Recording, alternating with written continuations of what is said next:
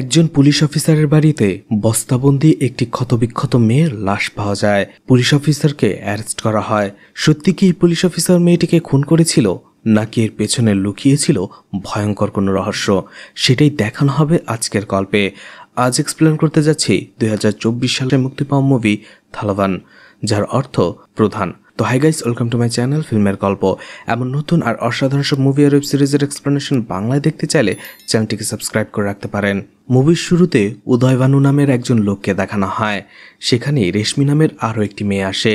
রেশমি উদয় ভানুকে বলে, স্যার, আমরা যেটা আশা করেছিলাম তার থেকে অনেক ভালো চলছে।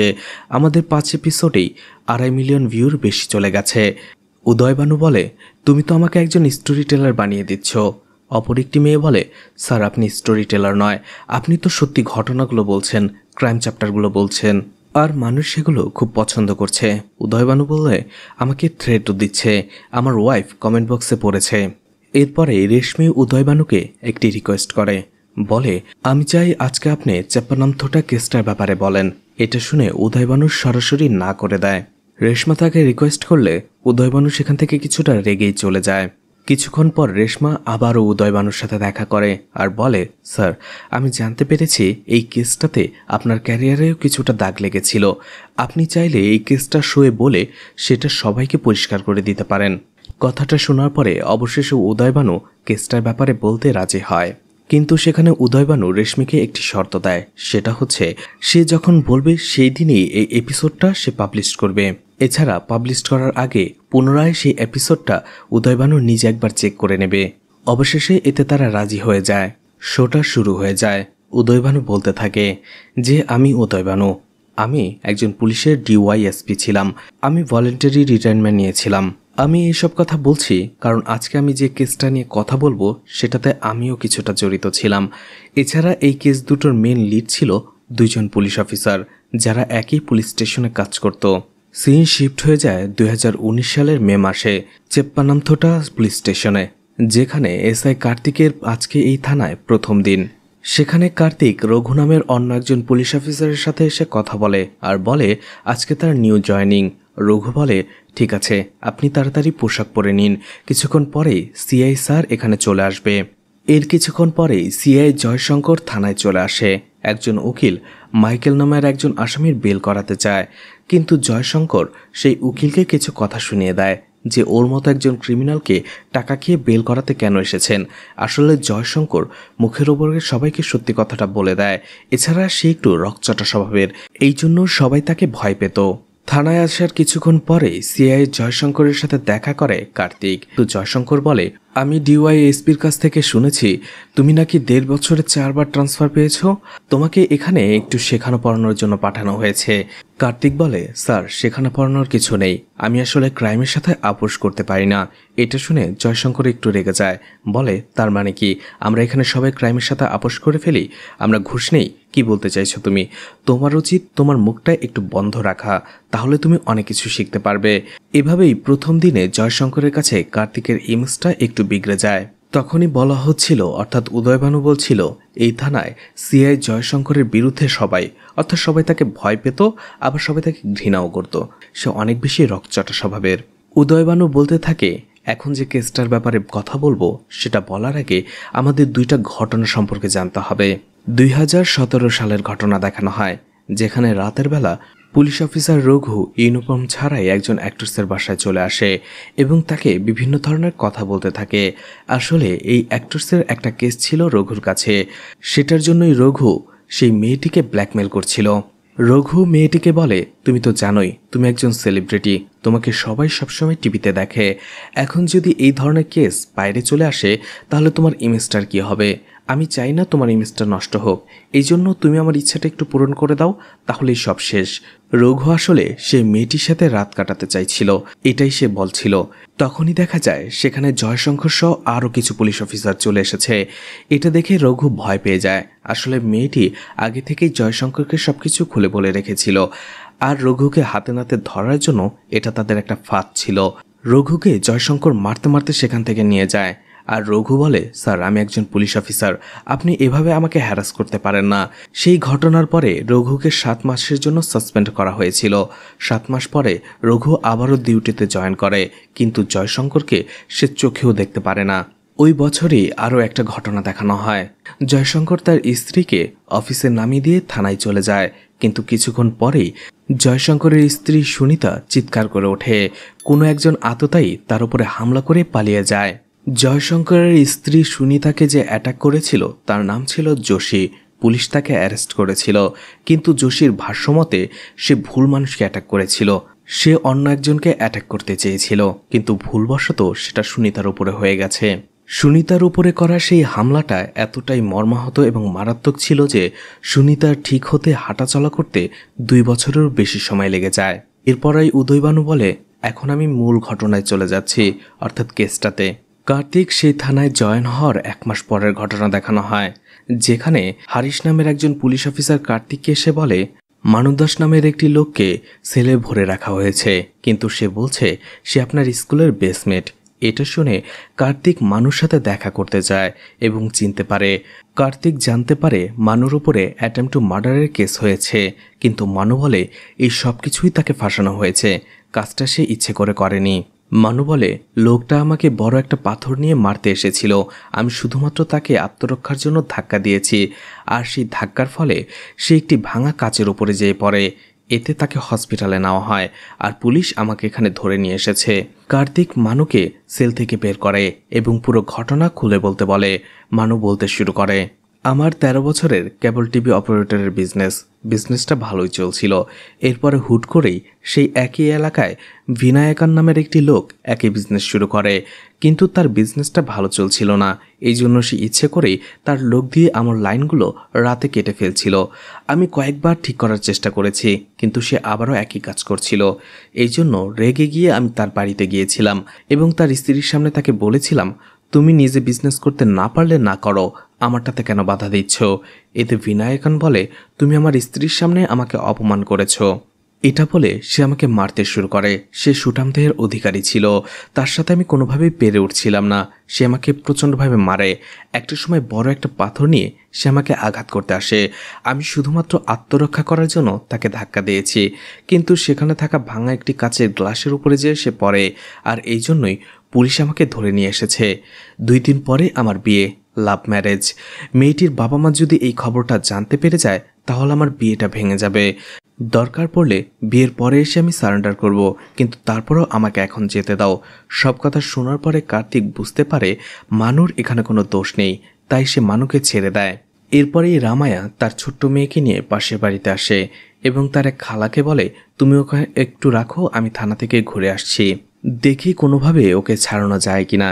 এই রামায়া ছিল অ্যারেস্ট হওয়া যোশীর স্ত্রী, যে যোশী জয়শঙ্করের স্ত্রী সুনিতার উপরে হামলা করেছিল। কিছুক্ষণ পরে থানায় সিআই জয়শঙ্কর চলে আসে এবং মানুকে ডাকতে বলে, কিন্তু সেখানে ভেনু নামের অন্য একজন পুলিশ অফিসার বলে, এসআই কার্তিক স্যার তো মানুকে ছেড়ে দিয়েছে। এটা শুনে সে রেগে যায়, বাইরে আসে এবং কার্তিককে বলে, তোমার এত বড় সাহস হলো কী করে?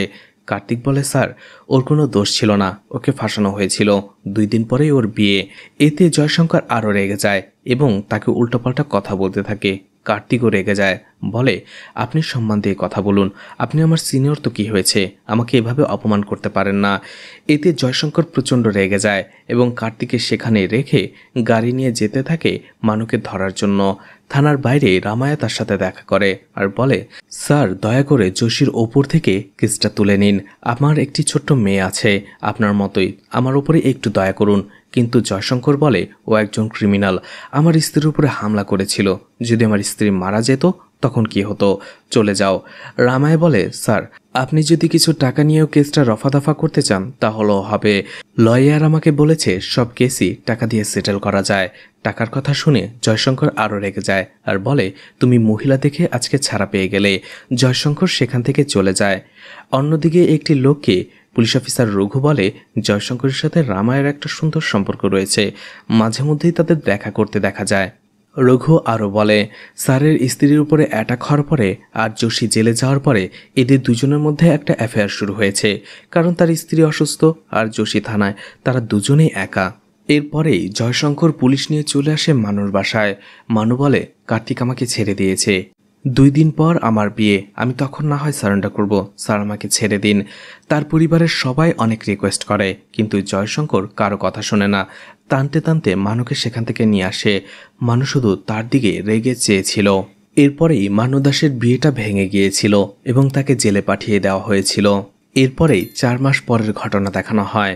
সেখানে উৎসবের শেষ দিন ছিল আজকে। জয়শঙ্করের কাছে কারো ফোন আসে। সে তাকে জানায় তার স্ত্রী এবং বাকি সবাই তার শ্বশুরবাড়ি চলে যাবে। আজকে সুনিতার ভাই কুয়েত থেকে বাড়ি ফিরবে, এই জন্যই তারা সেখানে যাবে। এটা ছিল উদয়ভানু। সে উদয়ভানুকে বলে, তুমি রাত 8:30টার দিকে বাসায় চলে এসো, একসাথে বসে ড্রিঙ্কস করা যাবে। সেই দিনই দেখা যায় মানু জেল থেকে ছাড়া পায়, আর মানু প্রচণ্ড রেগেছিল। রঘু 2 দিনের জন্য ছুটিতে গিয়েছিল। সে যাওয়ার সময় কার্তিককে বলে, স্যার এই 2 দিন আপনার অনেক কষ্ট হয়ে যাবে। কার্তিক জিজ্ঞেস করে, তুমি কোথায় যাচ্ছ?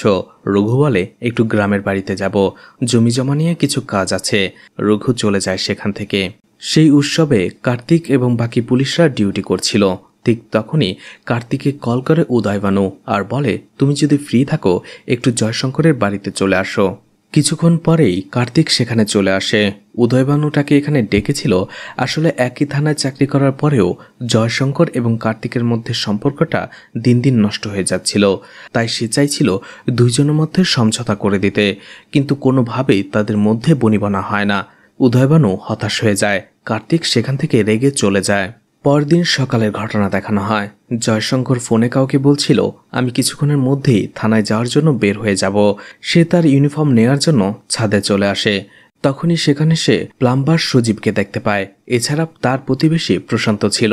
সজীব বলে, ম্যাডাম আমাকে চাবি দিয়ে গেছে, আমি কিছুক্ষণ পরে সে কাজটা সেরে দিয়ে যাব। কিন্তু জয়শঙ্কর বলে, আমি একটু পরে থানায় চলে যাব, তুমি এখনই কাজটা করে দিয়ে যাও। সজীব বলে, ঠিক আছে। প্লাম্বার সেখানে এসে কিছু কাজ করতেই যাবে। ঠিক তখনই সে কিছু একটা পড়ার শব্দ শুনতে পায়। সে ভাবে জয়শঙ্করের কোনো বিপদ হলো কিনা, এই জন্য কি হয়েছে সেটা দেখার জন্য ছাদের উপরে চলে যায়। কিন্তু ছাদের উপরে যেতেই সে চিৎকার দিয়ে ওঠে, কারণ সেখানে বস্তাবন্দি ক্ষতবিক্ষত একটা মেয়ের লাশ ছিল। এটা দেখে সে ভয়ে চিৎকার করে ওঠে এবং মুহূর্তের মধ্যেই সবাইকে ডেকে নিয়ে আসে। মুহূর্তের মধ্যেই সেখানে পুলিশ এবং প্রতিবেশী জড়ো হয়ে যায়। উদয়ভানু খবর পেয়ে চলে আসে। কার্তিক চলে যায় ওপরে লাশটা দেখার জন্য। উদয়ভানু কার্তিককে পাশে নিয়ে বলে, কালকে রাতে যে আমিও এখানে ছিলাম এই কথাটা কেস ফাইলে লেখার দরকার নেই। কিন্তু কার্তিক খুবই একরোখা ছিল। সে বলে, আমাকে যদি জিজ্ঞেস করা হয় আমাকে স্যার বলতেই হবে। উদয়ভানু বলে, তোমাকে যেটা বলেছি সেটা করো। কার্তিক বলে, আমি নিয়মের বাইরে কিছুই করতে পারবো না। এখান থেকেই উদয়ভানুর সাথে কার্তিকের সম্পর্কটা শেষ হয়ে যায়। কেসটা ইনভেস্টিগেশন করার জন্য এসপি হেমন্ত সেখানে চলে আসে। এসপির সামনেই জয়শঙ্কর সবকিছু খুলে বলতে থাকে যে রামায়কে সে 1.5 বছর ধরে চেনে, কারণ তার হাজব্যান্ড যোশী তার স্ত্রী সুনিতার উপরে হামলা করেছিল। এরপর থেকেই যোশীকে ছাড়ানোর জন্য রামায়া বারবার তার কাছে আসছিল এবং রিকোয়েস্ট করছিল। এর মধ্যে 3 বার তার সাথে আমার পুলিশ স্টেশনে দেখা হয়েছে, একবার পাবলিক লাইব্রেরির সামনে, আর গতকালকের ঘটনা বলতে থাকে জয়শঙ্কর। যখন তার স্ত্রী এবং বাকিরা তার শ্বশুরবাড়ি যাচ্ছিল ঠিক সেই সময়টাতে সে বাড়িতে রামায়কে দেখতে পায়। রামায় তাকে অনেক রিকোয়েস্ট করে এবং সেখানে সে বেশ কিছু টাকাও নিয়ে এসেছিল, যাতে জয়শঙ্কর যোশীকে কেসটা থেকে মুক্তি দিয়ে দেয়। রামায়া সেখানে প্রচণ্ড কান্নাকাটি করে, বলে, আমি যোশীর সাথে ভালোবেসে বিয়ে করেছিলাম, আমার পরিবার থেকে পালিয়ে এসেছি, আমারও একটা মেয়ে আছে, আমারও পরিবার আছে, ওকে ছাড়া আমি একেবারেই থাকতে পারছি না, চলতে পারছি না, আপনি দয়া করে হলেও যোশীকে ছেড়ে দিন। কিন্তু জয়শঙ্কর কোনো কথাই শোনে না। রামায়াকে কিছুটা অপমান করে সেখান থেকে তাড়িয়ে দেয়। আর রামায়া যে তার সাথে দেখা করতে এসেছিল এটা তার বাড়ির আরও একটি ছেলেও দেখেছে। জয়শঙ্করের প্রতিবেশী প্রশান্তকে জিজ্ঞাসাবাদ করা হয়। প্রশান্ত বলে, কালকে সন্ধ্যা 6:30টার দিকে রামায়া এবং তার সাথে ছোট্ট একটি মেয়েকে জয়শঙ্করের বাড়ির সামনে একটি অটো থেকে নামতে দেখেছে। এসপি হেমন্ত এটা শোনার পরে জয়শঙ্করকে জিজ্ঞেস করে, কি ব্যাপার, তুমি তো বলেছিলে রামায়া তোমার বাসায় 4:30 এসেছে, কিন্তু প্রশান্ত 6:30 দেখেছে। জয়শঙ্কর বলে, সেটা স্যার আমি জানি না, কারণ ওই সময়টাতে আমি বাড়ি ছিলাম না, আমার এক বন্ধু নেভি থেকে ফিরেছিল, আমি তার সাথে দেখা করতে এসেছিলাম। এরপরে পুলিশ সুনিতাকে জিজ্ঞাসাবাদ করে। সুনিতা বলে, গতকালকে ও যখন আমার কাছে এসেছিল তখন ওকে কিছুটা চিন্তিত মনে হয়েছিল। এরপরে ওকে যখন আমি জোর করি তখন গতকালকে রামায়া যা করেছিল বা বলেছিল সেটাই ও আমাকে বলেছে, এর বেশি কিছু না। উদয়ভানু বলতে থাকে, সেই রাস্তাটা অর্থাৎ জয়শঙ্করের বাড়ির সামনে দিয়ে যে রাস্তাটা গিয়েছিল সেটা মন্দিরে যাওয়ার প্রধান রাস্তা ছিল না, যার ফলে সেখানে কোনো সিসিটিভি ক্যামেরাও নেই। এতে করে কে মিথ্যে বলছে আর কে সত্যি বলছে কোনোভাবেই জানা যাচ্ছিল না। এছাড়া মেয়েটির লাশ অর্থাৎ রামায়ের লাশটাকে সেই বাড়িতে অন্য কেউ রেখেছে কিনা সেটাও দেখা যাচ্ছিল না। এছাড়া ফরেন্সিক রিপোর্ট এবং ডগ স্কোয়াড দিয়েও তেমন কোনো লাভ হয়নি, কারণ আমরা আশেপাশে থেকে কোনো ধরনের সন্দেহজনক কিছুই খুঁজে পাইনি। এরপরেই এসপি হেমন্ত উদয়ভানুকে বলে, এখানে ভিকটিম একজন সাধারণ মানুষ, আর ক্রাইম যে করেছে সে একজন পুলিশ অফিসার, তাই ওকে আমরা বেশিক্ষণ হোল্ড করে রাখতে পারবো না। মিডিয়া এবং সাধারণ জনগণ কেসটা নিয়ে অনেক আলোচনা করছে, যেহেতু সব প্রমাণ ওর বিপক্ষেই, তাই তাড়াতাড়ি ওকে অ্যারেস্ট করো। দেখা যাচ্ছিল মিডিয়ায় এটা নিয়ে অনেক চর্চা হচ্ছে। জয়শঙ্করের বাড়ির সামনে অনেক মানুষরাই আন্দোলন করছিল। অবশেষে পুলিশ সেখানে চলে আসে জয়শঙ্করকে অ্যারেস্ট করার জন্য। সেখানে সরকারি পক্ষের উকিল জয়শঙ্করের বিরুদ্ধে বলে যে সব প্রমাণই তার বিরুদ্ধে। সেই দিন বাড়িতে সে একাই ছিল, প্রতিবেশীও দেখেছে যে মেয়েটি সেখানে এসেছে। রামায়ার ছোট বাচ্চা মেয়েটিকেও খুঁজে পাওয়া যাচ্ছে না। এছাড়া সেই রাতে সে ড্রিঙ্কস করেছিল, তাই সব প্রমাণই বলছে যে জয়শঙ্করই রামায়াকে খুন করেছে। তাই সেই উকিল বেল না দেওয়ার জন্য আপিল করে, আর জাজও মেনে নেয়। জয়শঙ্করকে 14 দিনের রিমান্ডে পাঠিয়ে দেওয়া হয়। রামায়ার বাবা কোর্টের সামনেই জয়শঙ্করকে বলে, আমি তোমাকে খুন করে ফেলবো, আমার মেয়েটাকে কেন মারলে, আমার নাতনি কোথায়? জয়শঙ্করকে একটি সেলে রাখা হয়, কিন্তু সেখানকার অনেক কয়েদি জয়শঙ্করের বিরুদ্ধে ছিল। তারা রেগেছিল, কারণ এখানকার অনেক কয়েদিকেই জয়শঙ্করের হাতে অ্যারেস্ট হতে হয়েছে। এদিকে জয়শঙ্কর ভেবে পাচ্ছিল না কিভাবে এই কেসটাকে সে সমাধান করবে, কে সেই লাশটাকে আর কিভাবে সেই লাশটাকে ছাদের উপরে রেখে গেল। এরপরে কার্তিককে দেখা যায় তার মার সাথে সেখানকার মিনিস্টারের বাড়িতে আসে। তার মায়ের সাথে এই মিনিস্টারের একটা সম্পর্ক রয়েছে, আত্মীয় সম্পর্ক। সেখানে তার মা মিনিস্টারের ওয়াইফের সাথে কথা বলতে থাকে, আর কার্তিক তার সাথে। সেই লোকটা বলে, যেহেতু উদয়ভানুর সাথে জয়শঙ্করের একটা বন্ধুত্বপূর্ণ সম্পর্ক রয়েছে, তাই উদয়ভানুকে এই কেসটা থেকে সরিয়ে দেওয়া হয়েছে। সবাই মনে করছে উদয়ভানু এই কেসটা ইনভেস্টিগেশন করলে সঠিক বিচার পাওয়া যাবে না, আর এসপি হেমন্ত অন্য কেস নিয়ে ব্যস্ত রয়েছে। তাই সবাই চাইছে যে তুমি এই কেসটা হ্যান্ডেল করো। কার্তিক বলে, স্যার আমি একজন এসআই হয়ে কিভাবে একজন সিআইয়ের কেস আমি ইনভেস্টিগেশন করব? সেই লোকটা বলে, তোমাকে কিছু ভাবতে হবে না, তুমি জাস্ট ঠিকঠাক মতো ইনভেস্টিগেশনটা করো, এটা তোমার প্রথম বড় কোনো কেস। এদিকে কার্তিক যে কেসটা ইনভেস্টিগেশন করবে এটা জানার পরে উদয়ভানু বিষয়টাকে ভালোভাবে নেয় না। এরপরে কার্তিককে দেখা যায় রামায়ার সেই চাচির সাথে দেখা করতে। সেখানে বৃদ্ধ মহিলার কাছ থেকে কার্তিক জানতে পারে রামায়ের সাথে একজন পুলিশ অফিসারের ভালো সম্পর্ক ছিল, তাকে কয়েকবার গাড়ি দিয়ে নামিয়েও দিয়ে গেছে। কিন্তু সেই মহিলা সেই পুলিশ অফিসারকে দেখতে পারেনি, তার মুখও দেখেনি। এছাড়া রামায়া তার কখনো তার নামও বলেনি। অন্যদিকে একদিন আরও একটা ঘটনা বলে, সেই বৃদ্ধ মহিলা বলে সেই পুলিশ অফিসারের ওয়াইফ রামায়ের সাথে দেখা করতে এসেছিল এবং ঘরের ভেতরে নিয়ে যেয়ে দরজা বন্ধ করে অনেকক্ষণ একসাথে কথা বলেছে। কিন্তু কি বলেছে আমি জিজ্ঞেস করেছিলাম, রামায় আমাকে কিছুই বলেনি। এদিকে জয়শঙ্কর সেলে বসেই কেসটা নিয়ে ভাবছিল। এরপরে সেল থেকে বের হয়ে ফ্রেশ হতে আসে। ঠিক তখনই একটা ছেলে তার উপরে আঘাত করে।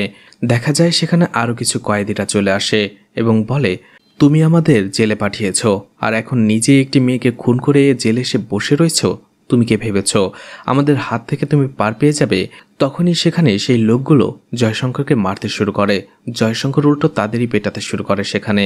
কিন্তু হঠাৎ করে যোশী সেখানে চলে এসে এবং জয়শঙ্করকে আঘাত করে। যোশী বলে, তুমি রামায়াকে কেন খুন করলে?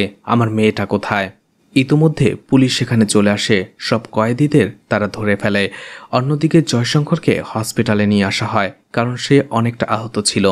এদিকে সেলে কার্তিক দেখা করতে আসে যোশীর সাথে আর বলে, আমি এই কেসটা ইনভেস্টিগেশন করতে যাচ্ছি, তুমি আমাকে সবকিছু খুলে বলো। তুমি কেন জয়শঙ্করের স্ত্রীর উপরে হামলা করেছিলে? যোশী বলে, সেটা একটা ভুল ছিল, আর সেই ভুলের মাসুল আমি দিচ্ছি। কিন্তু আমার স্ত্রীকে কেন খুন করলো? আমার মেয়েটাকেও খুঁজে পাচ্ছি না, আমি ওকে আবার পেলে খুন করে ফেলবো। কার্তিক বলে, তুমি আমাকে সবকিছু খুলে বলো, জয়শঙ্কর যদি সত্যি এই কাজটা করে তার শাস্তি হবে। যোশী বলতে থাকে, আমি তাকে যেতে বলেছিলাম তার বাড়িতে, যাতে রামায় রিকোয়েস্ট করে তাকে আমাকে ছেড়ে দেওয়ার জন্য, কিন্তু সে আমাকে ফোন করে বলেছিল সে তাকে নাকি অপমান করে তাড়িয়ে দিয়েছে।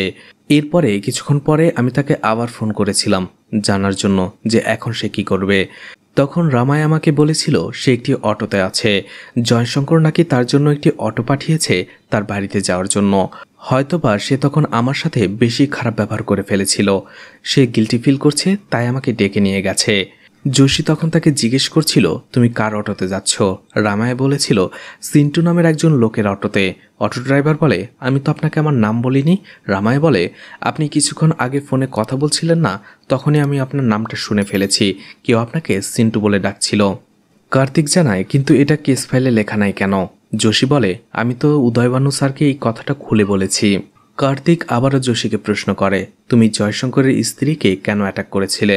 তখনই যোশী মুখ ফুসকে কারোর নাম বলতে যাচ্ছিল, কিন্তু আবারও সে থেমে যায়, বলে, ভুলে অ্যাটাক করে ফেলেছিলাম। কার্তিক এবং হারিশ সেন্টু নামের সেই অটো ড্রাইভারকে খুঁজতে থাকে, কিন্তু রেজিস্টার অফিসে সেন্টু নামের কোনো অটো ড্রাইভারেরই নাম ছিল না।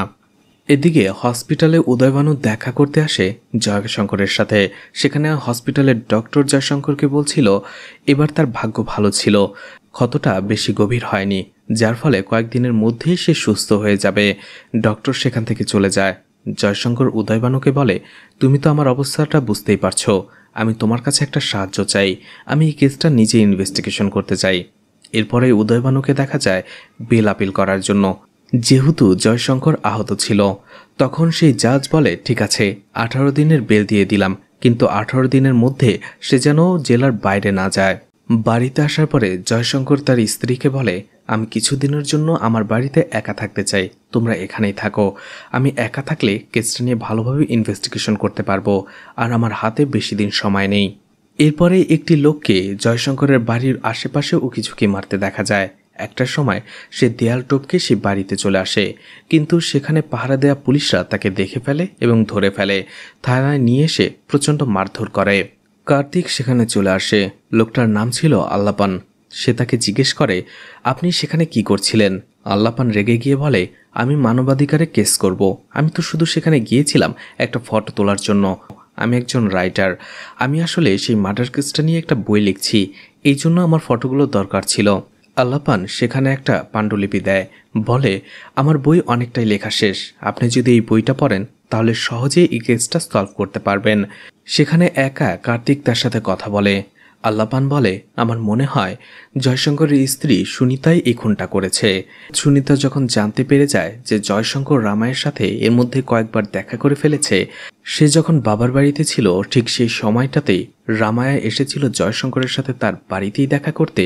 সে ভেবেছিল রামায়ের সাথে হয়তোবা জয়শঙ্করের একটা অ্যাফেয়ার আছে, এই জন্যই রেগে সে খুন করে ফেলেছে।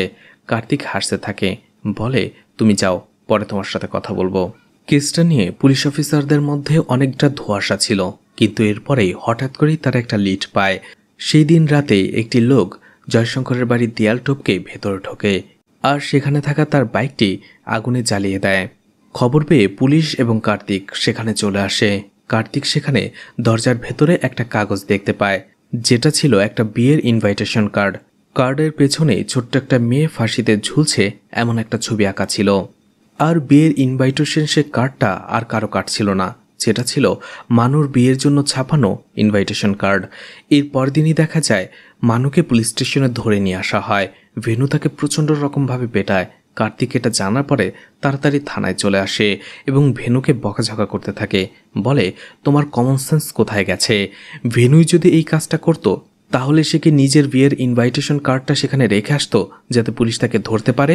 মানুকে কার্তিক জিজ্ঞেস করে, তুমি কি এই বিষয়ে কাউকে সন্দেহ করছো? মানু বলে, বিনায়কান। পুলিশ খবর নিয়ে জানতে পারে বিনায়কান একটি হোটেলে ছিল। তারা সেখানে চলে আসে, কিন্তু সেখানে তারা বিনায়নকে খুঁজে পায় না। হোটেল মালিকের সাথে কথা বলতে থাকে। হোটেল মালিক বলে, বিনায়কানকে 6 থেকে 7 দিনের মধ্যে দেখা যাচ্ছিল না, কিন্তু যখন সেখানে এসেছিল সে বলেছিল তার কিছু অটো রয়েছে, সেই অটোগুলো রাখার জন্য সে একটি পুরাতন বাড়ি চায়, যেটাকে সে গ্যারেজ হিসেবে ব্যবহার করতে পারবে। সেই হোটেল মালিকের কাছ থেকে তারা বিনায়কানের বাড়ির ঠিকানা নিয়ে নেয়। সেখানে হারিশ বলে, ওই জায়গাতে তার এক বন্ধু রয়েছে যে স্পেশাল স্কোয়াডের হয়ে কাজ করে, যার নাম বিনয়। তাকে ইনফর্ম করলে সে আমাদের জানিয়ে দিতে পারবে যে বিনায়কান সেখানে আছে কিনা।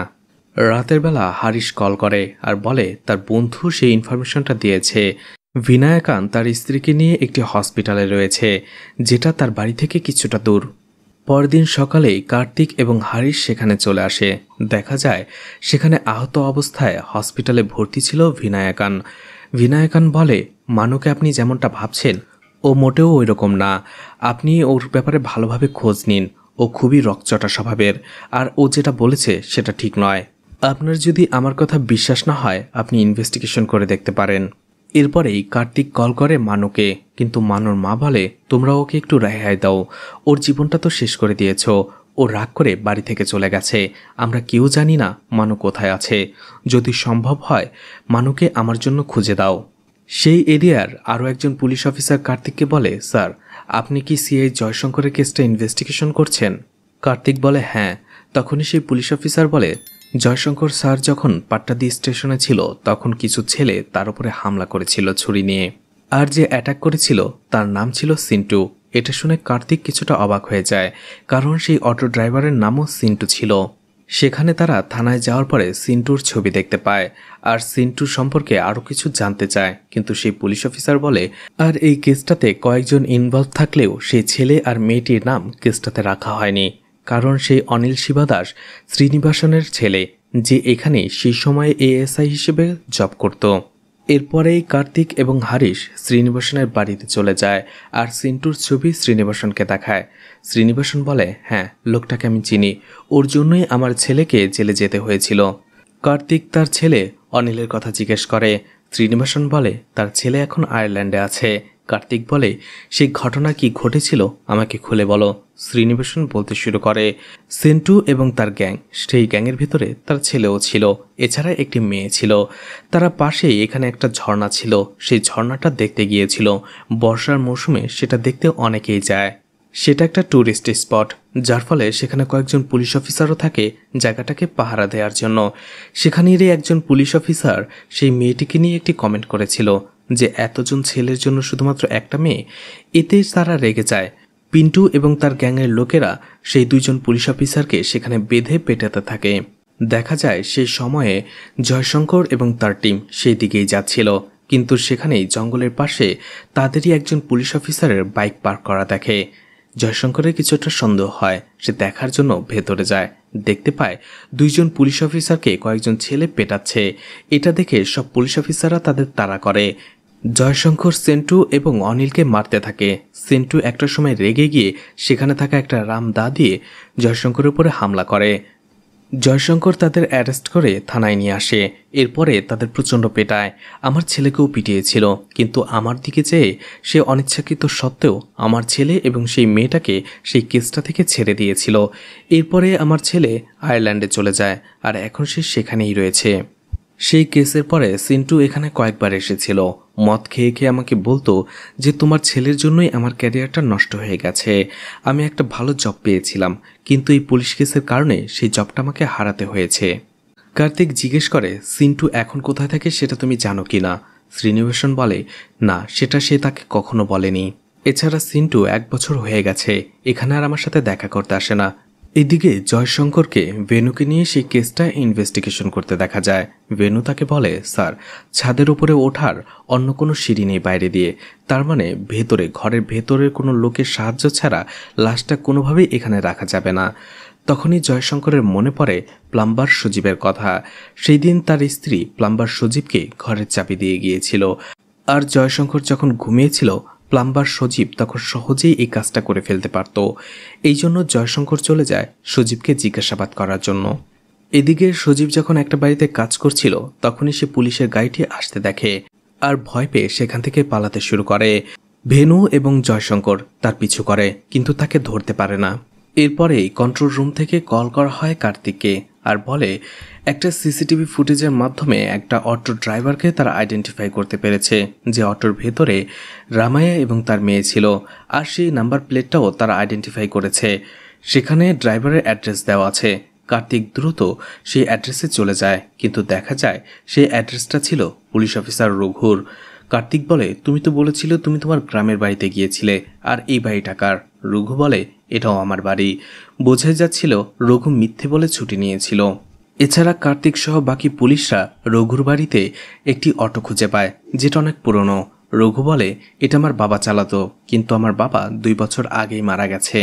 কার্তিক কিছুটা হাসে, বলে, তুমি একজন পুলিশ অফিসার, প্রমাণ কিভাবে লোপাট করতে হয় সেটা তুমি ভালোই জানো। অটোর কাজটা শেষ করে তারপরে অটোটাকে এইভাবে এখানে রেখে দিয়েছ যাতে কেউ তোমাকে সন্দেহ না করে। ঠিক তখনই সেখানে সে কিছু রক্ত ছড়িয়ে থাকতে দেখে। রঘুকে জিজ্ঞেস করে, এটা কিসের রক্ত? রঘু বলে, সে একটি পোলট্রি ফার্ম চালায়, সেখানে মুরগি বিক্রি করা হয়, সেই মুরগির রক্ত। বাকি পুলিশরা পুরো বাড়িটা সার্চ করে। রঘু রেগে যায়, বলে, স্যার আপনার কাছে সার্চ ওয়ারেন্ট নেই, কেন আপনি শুধু শুধু আমার বাড়ি সার্চ করছেন? আর জয়শঙ্করের কেসটা আমার উপরে চাপানোর চেষ্টা করবেন না। তাকে সাথে সাথে অ্যারেস্ট করে নিয়ে যাওয়া হয়।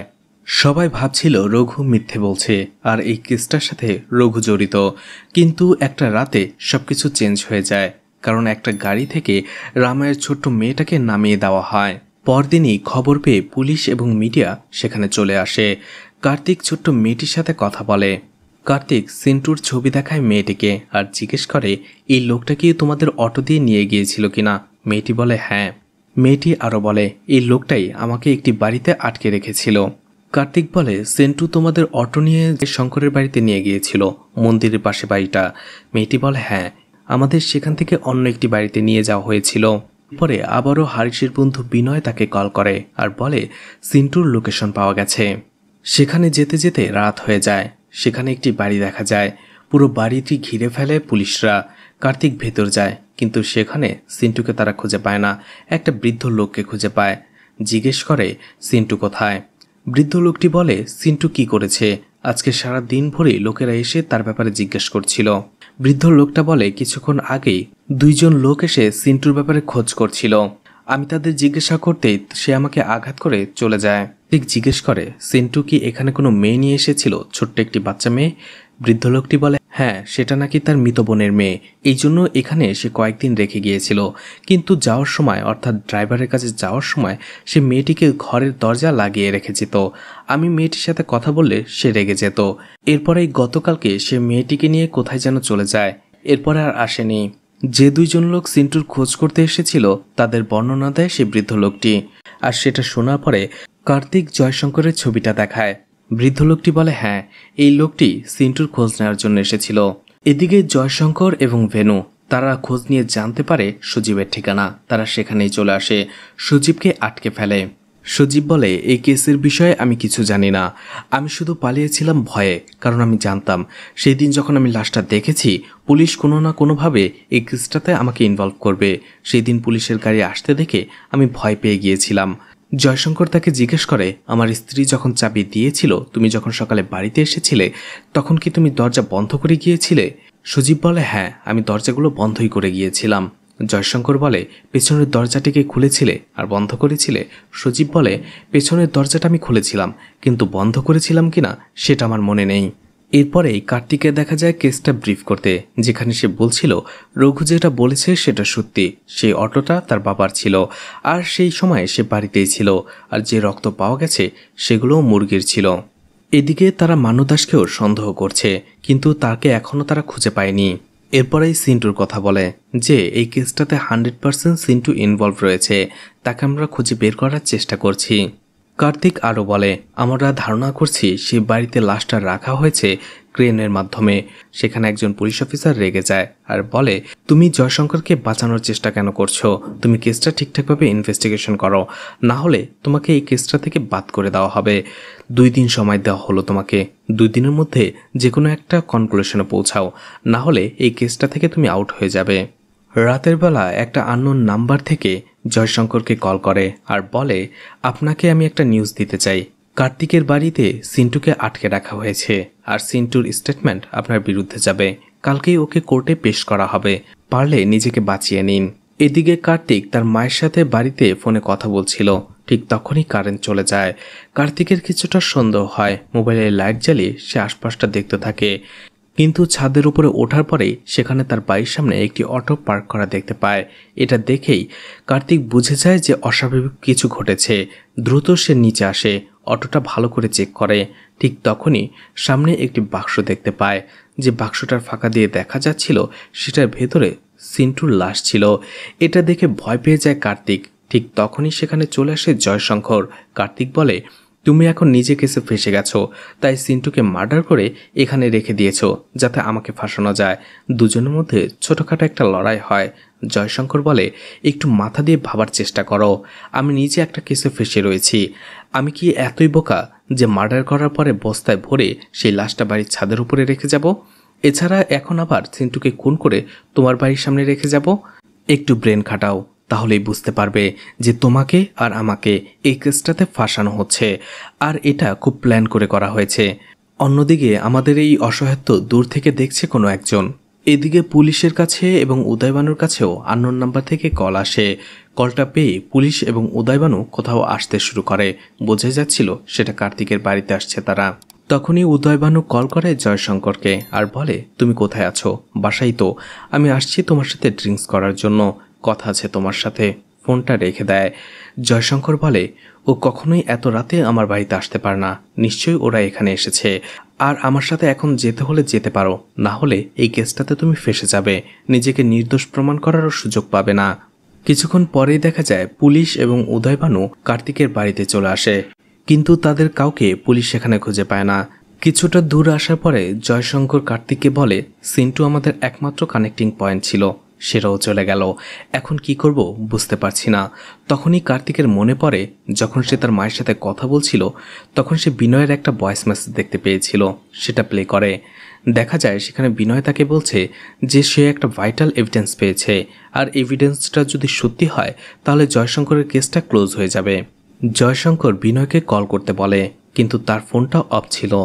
কার্তিক বলে সে তার বাড়ি চেনে, তারা সেখানে চলে যেতে থাকে। বিনয় বাড়িতে যাওয়ার পরে জানা যায় বিনয় বাড়িতে নেই। তার স্ত্রী বলে যে বিনয় কিছুক্ষণ আগে তাকে ফোন করেছিল, সে বলেছে সে পাসপোর্ট অফিসে গিয়েছিল। তখনই কার্তিক এবং জয়শঙ্কর বিনয়ের স্ত্রী এবং মায়ের কাছে একটা সাহায্য চায়। বলে, আপনাদের বাড়িতে ইউজ করা হয় না এমন একটা ফোন এবং আপনাদের গাড়িটা একদিনের জন্য আমাদের একটু ধার দিতে হবে, আমরা বিনয়কে বিষয়টা জানাবো। তারা সেটা সাহায্য করে। আসলে তারা তাদের সিম কার্ড এবং গাড়িটি দুটোই অন্য জায়গায় রেখে আসে যাতে পুলিশ তাদের ট্রেস করতে না পারে। এরপরেই তারা পাসপোর্ট অফিসে চলে আসে। জানতে পারে বিনয় এখানে এসেছিল। 6 জন লোকের একটা লিস্ট দিয়েছিল এবং জিজ্ঞেস করেছিল এদের কাদের কাদের পাসপোর্ট আছে এবং তারা কোথায় কোথায় ভিজিট করেছে। কিন্তু সেই পাসপোর্ট অফিসের লোকগুলো তাদের জানিয়েছিল পাসপোর্ট কাদের আছে এটা তারা বলতে পারবে, কিন্তু তারা কোথায় কোথায় ভিজিট করেছে বা গিয়েছে সেটা বলতে পারবে না, কারণ এটা একটা রিজিওনাল পাসপোর্ট অফিস। এরপরেই সেই লিস্টটা তাদের দেখানো হয়, যেখানে 6 জনের মধ্যে 2 জনের পাসপোর্ট ছিল, আর সেই 2 জন ছিল সিন্টু এবং অনিল। এরপরে তাদের পুলিশ অফিসার ভেনু কল করে আর বলে, আপনার কথা মতো আমি সাইবার অফিসে এসেছি। ভেনুর লাস্ট লোকেশনটা আমি আপনাদের সেন্ড করে দিচ্ছি, যেখানে তার ফোনটা অফ হয়েছিল। তখনই দেখা যায় সেখানে অনিলের একটা ছবি। অনিল মারা গেছে। সেখানে একজন লোককে জিজ্ঞেস করে তারা জানতে পারে অনিল আয়ারল্যান্ডে আজকে মারা গেছে। তার ফিয়ন্সি ফোন করে এটা নিশ্চিত করেছে। এরপরেই কার্তিক সেই লোকটাকে বিনয়ের ছবি দেখায় আর জিজ্ঞেস করে সে কি এখানে এসেছিল কিনা। লোকটা বলে হ্যাঁ। বিনয় সেখানে আসার পরে অনিলের ব্যাপারে জিজ্ঞেস করেছিল। যখনই জানতে পারে যে অনিল মারা গেছে তখন সে চুপচাপ আর কিছু না বলে এখান থেকে চলে যায়। এরপরে জয়শঙ্কর এবং কার্তিক ঠিক করে কেসটা সলভ করা না পর্যন্ত তাদের একটা সেফ প্লেস লাগবে। এই জন্য তারা একটা পরিচিত হোটেলে চলে যায়। সেই হোটেল মালিক জয়শঙ্করকে চিনত, কিন্তু কিছুক্ষণ পরেই দেখা যায় সেখানে পুলিশ চলে এসেছে। পুলিশ প্রত্যেকটা রুম চেক করে, কিন্তু তাদের রুমটা বাইরে থেকে তালা দেওয়া ছিল। তারা প্রথমে ভেবেছিল সেই হোটেল মালিক হয়তো পুলিশদের তাদের ধরিয়ে দেবে, কিন্তু সেই হোটেল মালিক তাদের লুকিয়ে রাখে, বলে এই রুমে কেউ নেই। তারপরেও পুলিশ যখন জোর করে সেই রুমটা সার্চ করে তখন তারা 2 জন ওয়াশরুমে লুকিয়ে যায়। পুলিশ তাদের আর খুঁজে পায় না। পুলিশ সেখান থেকে চলে যাওয়ার পরে হারিশ কল করে কার্তিককে। হারিশ বলে সে সিন্টু এবং অনিলের পাসপোর্টের ভিজিট হিস্টোরি চেক করেছিল, যেখানে জানা যায় অনিল কখনো ইন্ডিয়ার বাইরে ট্রাভেলই করেনি। আর অ্যাম্বাসিতেও সে খোঁজ নিয়েছে। আয়ারল্যান্ডে অনিলের যে মৃত্যুর খবরটা, এই ধরনের কোনো খবরও তারা পায়নি। জয়শঙ্কর বলে বিনয় ঠিকই বলেছিল, ভাইটাল এভিডেন্স, আর ভাইটাল এভিডেন্সটাই ছিল অনিল। এছাড়া বিনয়ের লাস্ট লোকেশনও ছিল শ্রীনিবাসনের বাড়িতে। তারা দ্রুত সেখানে চলে যায়। কিন্তু শ্রীনিবাসন তাদের দেখে তার ছেলে মারা যাওয়ার কান্নার অভিনয় করে। তারা দুজনেই রেগে যায়, দরজা আটকে প্রথমে শ্রীনিবাসনকে কিছুটা টর্চার করে আর বলে, তোমার ছেলে কোনোদিন আয়ারল্যান্ডে যায়নি, আর সেখানে কিভাবে মারা গেল? পাসপোর্ট অফিস থেকে জানা গেছে অনিল কখনো ইন্ডিয়ার বাইরে যায়নি, তাহলে সে আয়ারল্যান্ডে কি করে গেল? সাগর পথে? জয়শঙ্কর শ্রীনিবাসনকে বলে, এখনই অনিলকে কল করো। এরপরই শ্রীনিবাসন একটা রুমের ভেতরে চলে যায়, জয়শঙ্কর তার পিছু পিছু যায়।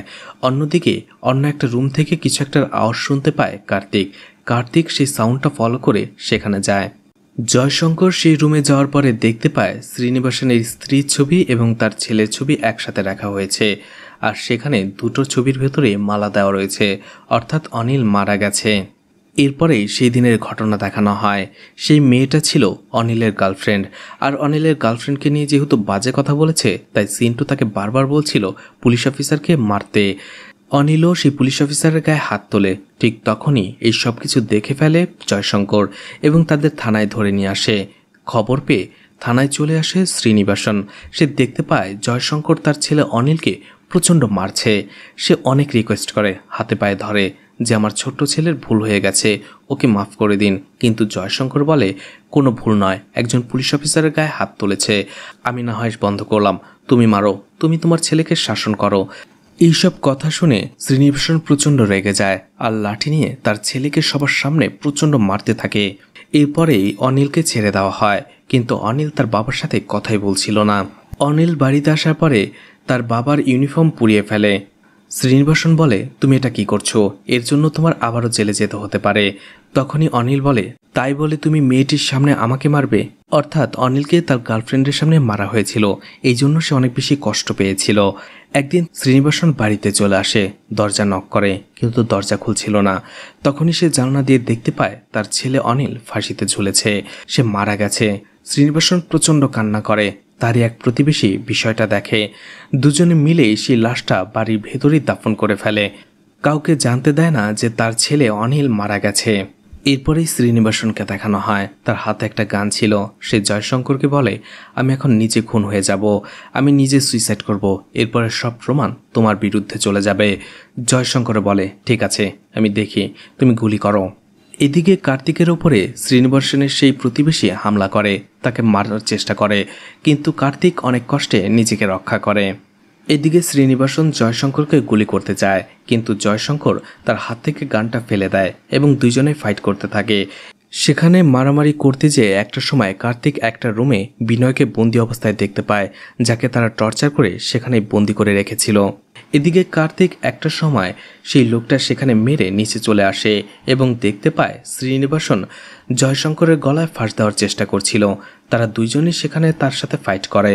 তখনই সেখানে একটা সময় আঘাতে অনিলের ছবিটি ভেঙে যায়। এতে আবারও কান্নায় ভেঙে পড়ে শ্রীনিবাসন, কিন্তু সবাই ভাবে এটা একটা নাটক। তারা দুজনেই বলে, তুমি আর নাটক করো না, বলো অনিল কোথায়। শ্রীনিবাসন বুঝতে পেরে যায় সে ধরা পড়ে গেছে, তার আর কোনো রেহাই নেই। এই জন্য শ্রীনিবাসন তার ছেলে অনিলকে যেখানে কবর দিয়েছিল সেটা দেখিয়ে দেয়। এরপরেই অতীতের ঘটনা দেখানো হয়, যেখানে দেখানো হয় শ্রীনিবাসন কিভাবে প্রতিশোধ নেওয়ার প্ল্যান করেছিল। অনিল মারা যাওয়ার পরে 3 বছর পর্যন্ত সে ওয়েট করে, সবাইকে বলে তার ছেলে আয়ারল্যান্ডে চলে গেছে। এরপরে 3 বছর পরে সে যোশীকে হায়ার করে আর ইচ্ছে করে জয়শঙ্করের স্ত্রী সুনিতার উপরে হামলা করায়। কিন্তু যোশী যখন ধরা পড়ে যায় তখন সে পুলিশ স্টেশন থেকে বারবার কল করে শ্রীনিবাসনকে আর বলে, আমি যেহেতু ধরা পড়ে গেছি তাই আমাকে ছাড়ানোর ব্যবস্থা তোমাকেই করতে হবে, এই জন্য টাকা দিতে হবে। আমার স্ত্রী জয়শঙ্করকে টাকা দিয়ে আমাকে বের করবে, এটা করতেই হবে। আর এটা যদি না করো তাহলে আমি পুলিশকে বলে দেব যে তুমি জয়শঙ্করের স্ত্রীর উপরে অ্যাটাক করিয়েছিলে। যোশীও বাধ্য হয়ে একের পর এক টাকা দিয়ে যাচ্ছিল, কিন্তু যখন সে জানতে পারে সেই লোকটার কাছ থেকে যে রঘু বলেছে রামায়া এবং জয়শঙ্করের মধ্যে একটা অ্যাফেয়ার চলছে, তখন সে বুঝে যায় রামায়া হয়তো জয়শঙ্করকে সবকিছু খুলে বলে দিতে পারে। এরপরে শ্রীনিবাসন সিন্টুকে পাঠায় রামায়া এবং তার মেয়েকে নিয়ে আসার জন্য। সিন্টুকে এটা বলতে বলে যে জয়শঙ্কর তাদের নিতে বলেছে।